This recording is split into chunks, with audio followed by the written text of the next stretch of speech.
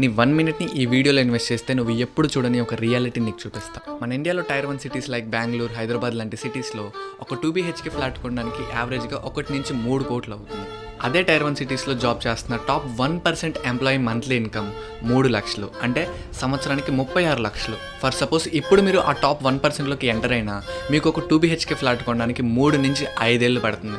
Same statistic న్యూయార్క్లో చూసుకుంటే అక్కడ ఒక 2 BHK ఫ్లాట్ యావరేజ్ కాస్ట్ 5 కోట్లు. ఇండియాతో కంపేర్ చేసుకుంటే కొంచెం ఎక్కువనే అనిపిస్తుంది కదా, ఎక్కువే. బట్ అక్కడ టాప్ 1% ఎంప్లాయీ యాన్యువల్ ఇన్కమ్ 8 కోట్లు, అంటే వాళ్ళు కొన్ని మంత్స్లోనే ఒక 2 BHK ఫ్లాట్ ఈజీగా కొనేస్తారు.